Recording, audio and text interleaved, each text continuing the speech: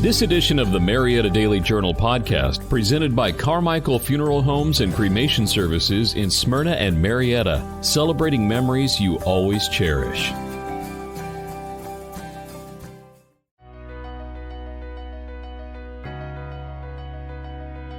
Hello and welcome to the Sunday Cobb Life MDJ Podcast. I'm Amy Cargus, filling in this week for Katie Ruth Camp. Joining me this Sunday is attorney Tom Cauthorn, founder of Cauthorn, Nohr, and Owen, a law firm that's been serving Marietta and Metro Atlanta since 1972. But Tom, that's not what we're going to talk about today. Okay. Tom, I could go down your professional credentials. I mean, those are everywhere. And that's always great.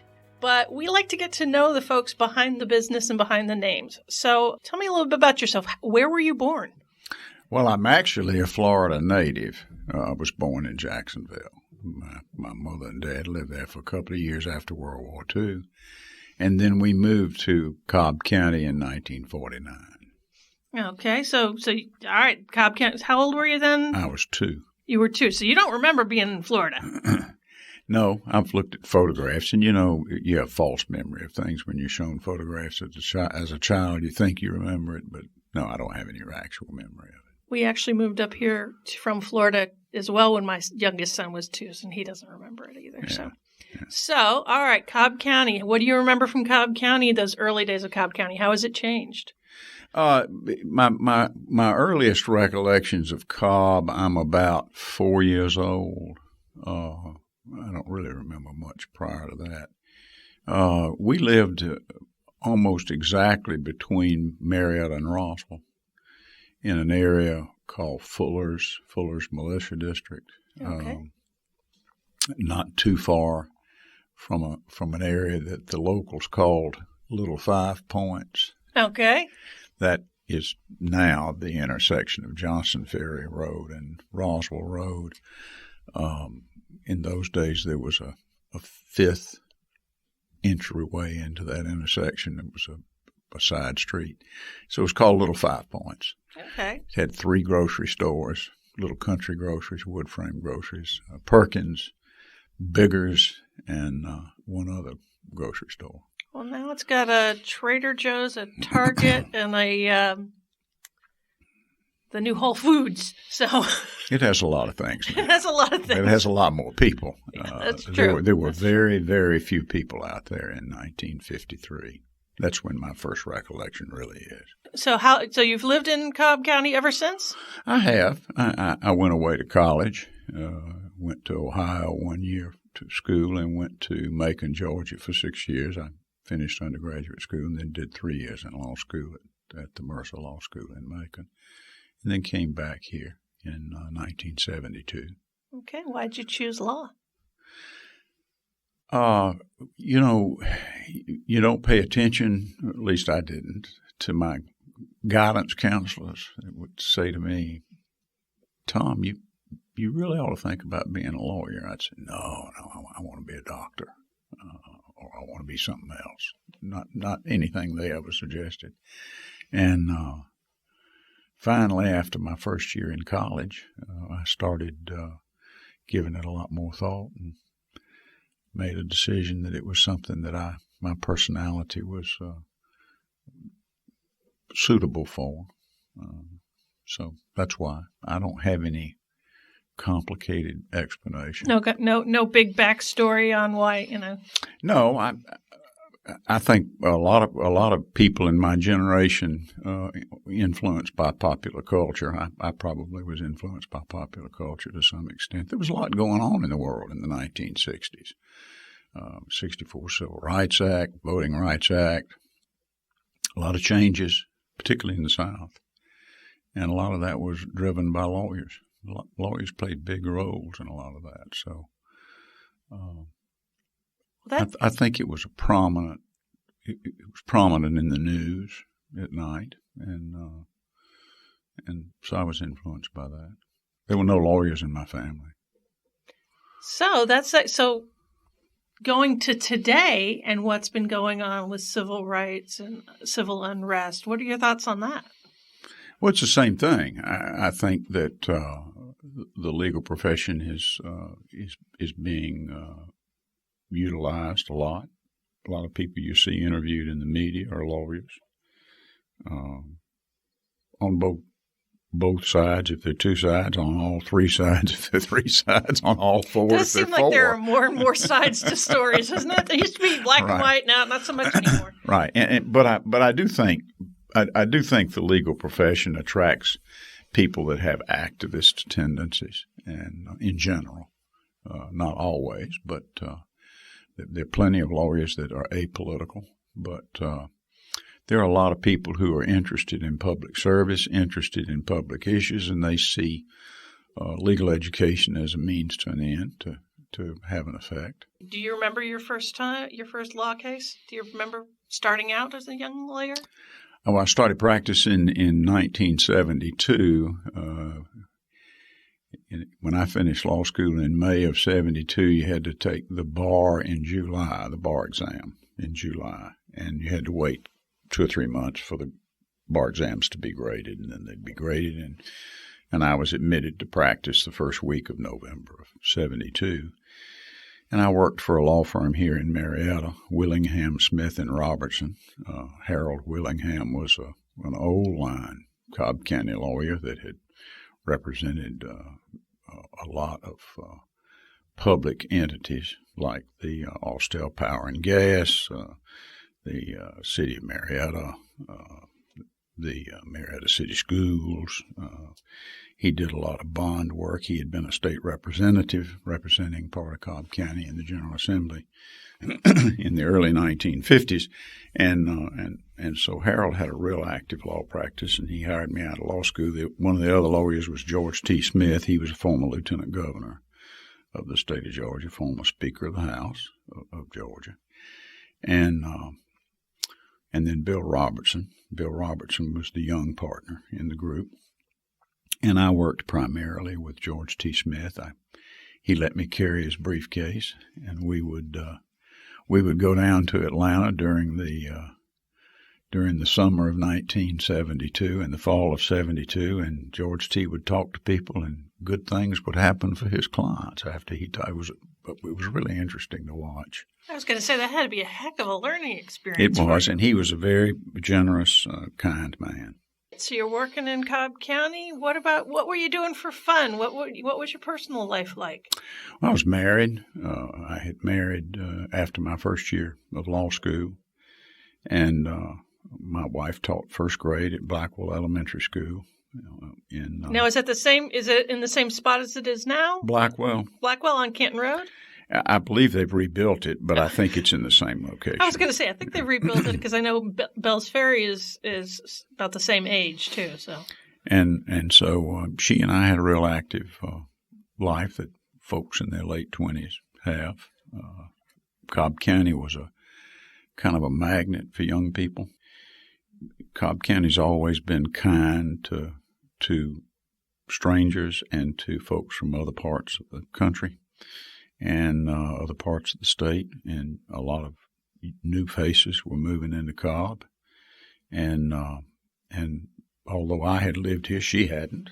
I was going to say, she was from Macon? She was a daughter of a Methodist minister, and she was a student at Wesleyan College in Macon. When I met her, she never lived in Macon other than when she was in college. And we, as I said, had married after my first year of law school. And she taught in the Houston County school system. Prior to that, the Alberta Elementary School was the elementary school she taught in. And we had real active social life. But there were a lot of young people in Cobb and in Marietta then. Okay, so what was it? Did you go out on date nights? Did you have parties?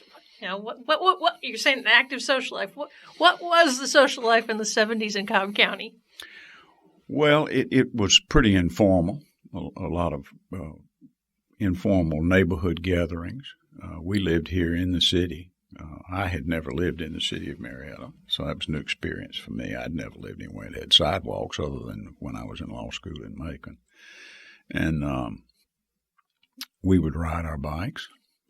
I suppose we were long before that became tremendously popular. But back when it was a form of transportation as opposed to exercise? We rode bicycles in the afternoon to visit our friends, and the late Judge Harris Adams and his wife Claudia lived a mile or so from us, and we would ride down through the back streets to their home and visit with them. Harris worked for Buddy Darden, who was the district attorney in those days, so we became very friendly with the Dardens, and my wife and Lillian Darden shared a background. They both were Methodist ministers' daughters, so that was a common ground that they had. So what was Marietta Square like? Marietta Square was in a transition.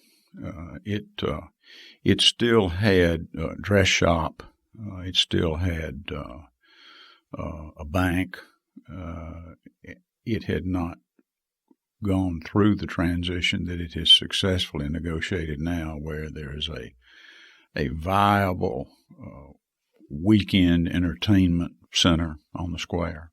A lot of restaurants now. It was still what I was going to say. Was it more of a traditional downtown? Maybe people went to work, they went to shop, and then. Yes, hardware store. It was the 1960 square, not the 2020 square. The 2020 square is a destination place for people that live in Cobb and north of Cobb County in North Georgia. They come here, as you know. It is. It's really, it is a place to be. Mm-hmm. It's a fantastic entertainment venue, or destination. So, mm-hmm. Good place to eat, meet with your friends, that sort of thing. That wasn't the square then. It was much quieter. If you went to the Marietta Square after 5 o'clock on a weekday, you wouldn't see much activity in 1972.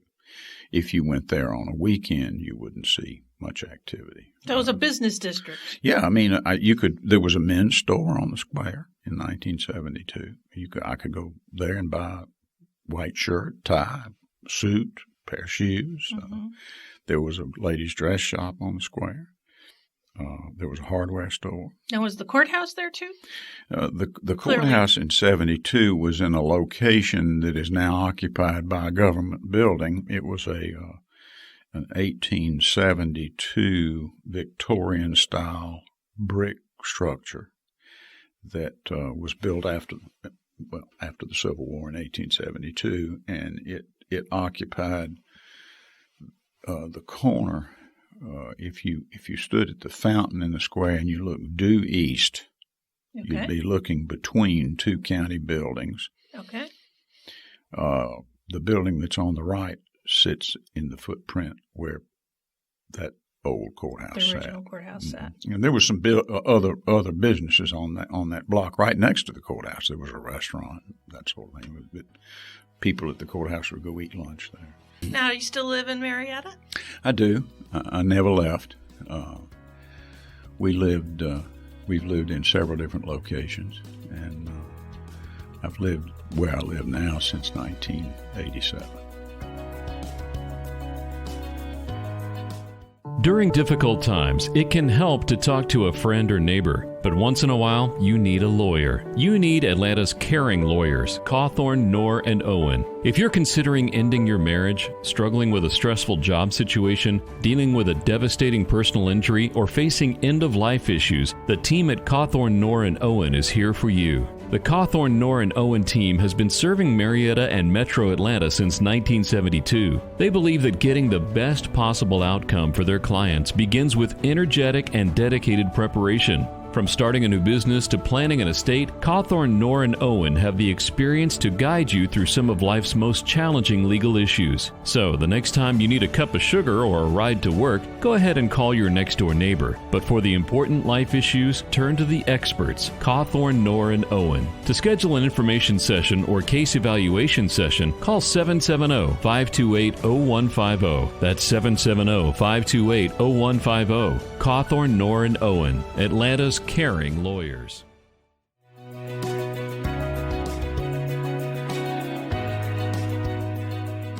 When you go up to the square now, what do you like to do?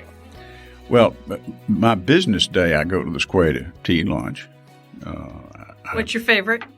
I don't have a favorite. I'm going to be politically neutral about that. Well, there are 5 work days a week, and you can go to 5 different. You can name them. Okay, what? All right, let's see. Marietta Local. You been to that one? Yes. Excellent. Fried chicken. I do like their fried chicken and French toast. Yeah. Max, which is new in the location where Schilling's Hardware was once upon a time, and Schilling's Restaurant and Bar was for many years. North, which is a couple of doors down. Then right off the square, there's an excellent Colombian restaurant, Costco, and there are bunches of others, and eat at them. Is your office isn't within walking distance, isn't it? Yes, my office is directly across the street from the First Presbyterian Church on Church Street at 212 Church Street. That's what I thought. Now what do you do for fun? You know, now that you're not bicycling over to the judge's house, what's your Cobb County social like now?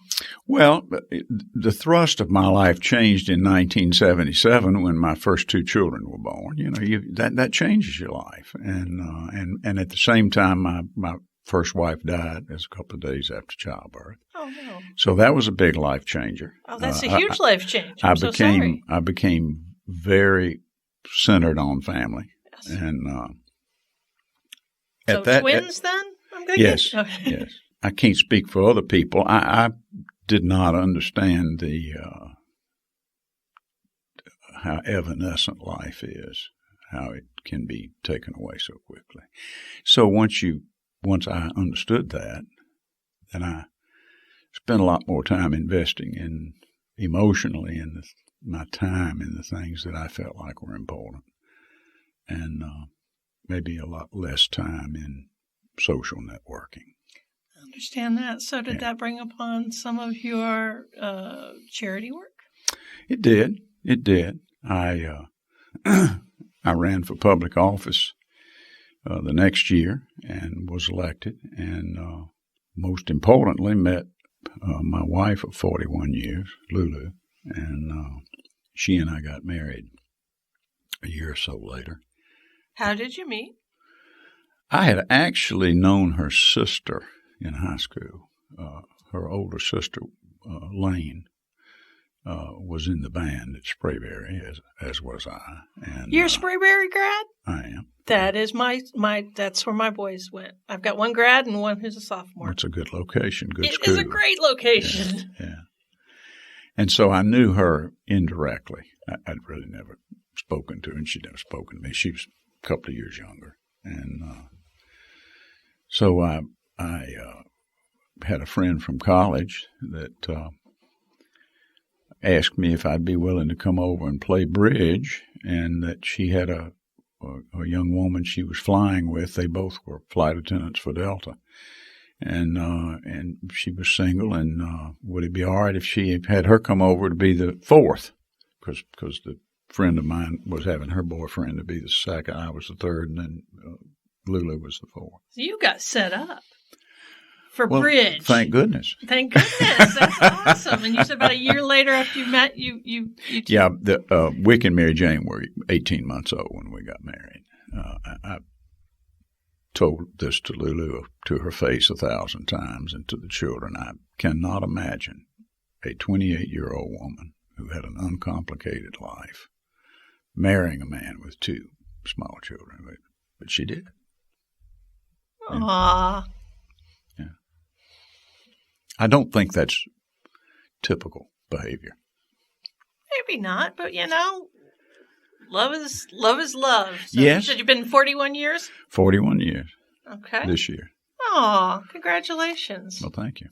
Well, and I can see how you're beaming talking about Lulu, too. Yes. So. Yeah. And she and I have 2 other children, so we have a total of 4 adult children, and then we together have 6 grandchildren. All right, 6. All right, that's fantastic. Mm-hmm. Aw. So you raised your kids in Marietta? Did. They went to the school system, went to Westside Elementary and to the middle school and then to Marietta High School. And then one graduated from Georgia, one from Georgia Tech, and one from Rhodes College in Memphis. So you had a little bit of Georgia Tech rivalry going there? The twins. Was it the twins? Yeah. I took Wick to orientation at the end of 1 week at the University of Georgia in Athens, and then 3 days later I took Mary Jane to orientation down on North Avenue at Georgia Tech. And they have a very friendly rivalry. I bet they do. Well, that is fantastic. Well, all right, if you had any wisdom to impart either to a new lawyer or to a parent or anything, well, you got any words of wisdom for our listeners out there? Well, yeah. Pay attention to parents. It's such a incredibly demanding event for which you have no preparation, no training. It's the most important thing you do. You have no preparation at all. No, absolutely none. I have a 21-year-old. Well, he's almost 21, and a 15-year-old. And I've often said the most important job I have is being their mom. It's also the toughest and the one I was least prepared for. So you're absolutely right. And if you have more than one child, the next thing you learn is that every one of them is completely different. So the lessons you learned with the first child are not necessarily portable. They're not necessarily going to work with that second child. Anyway. Oh, yeah, I learned that one too. I don't want to overemphasize the difficulties because the pleasures of it far outweigh the difficulties. Well, that's true. And now you've got 6 grandchildren to Well, and that's a real study in contrasts and different personalities. That really is, because you get to sit back and watch that. And watch your parenting become their parenting or not. And, that's right. Mm-hmm. That's right. Yeah, I'm many years away from that, hopefully, but yeah, I can. It's so amazing to see how you watch traits come out in your children as they grow, and either traits about yourself that you love or ones that you wished had sort of skipped off. And well, one of the granddaughters, I have 4 granddaughters and 2 grandsons. One of the granddaughters, Wick's child, is a generation skipped of her late biological grandmother. And so I watch her, and I can see Harriet in her, the way she moves. Now, she's also like her own mother, too. Mm-hmm. She's an amalgam. And then I watch Mary Jane with her eldest daughter, who, like Mary Jane, is very driven, self-critical, harder on herself than anybody else. I see that in her. Mm-hmm.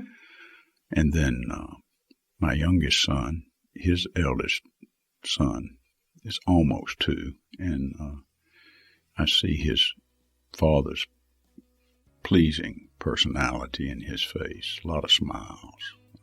It's a great experience. One that I was utterly unprepared for, I might mention. Well, book study only gets you so far. And then there's life. And it sounds like you've had a heck of a life so far. And thank you so much for joining me. And, well, thank you. Thank you for joining us for the Marietta Daily Journal podcast from your local news source, the Marietta Daily Journal and MDJ Online. Grab a copy of today's paper and visit MDJ Online for complete details on the stories we've discussed, plus more stories that affect you and the citizens of Cobb and surrounding areas. Subscribe and share this podcast to get all of the latest hyperlocal updates, or ask Alexa or Google Home to play the Marietta Daily Journal podcast for you. Share your thoughts or questions with us in the comment section, or call the MDJ Podcast comment line at 404-997-8655. We might share your comment on an upcoming episode. The MDJ Podcast is produced by BG Ad Group, Amy Cargus producer, Jacob Sutherland director. Copyright 2020, all rights reserved. Brought to you by Toccoa Falls College in Toccoa Falls, Georgia. More information on TFC, call 706-886-7299 or visit them online at tfc.edu. That's tfc.edu. Since 1907, TFC, glorifying God through seeking and developing leaders who will impact the world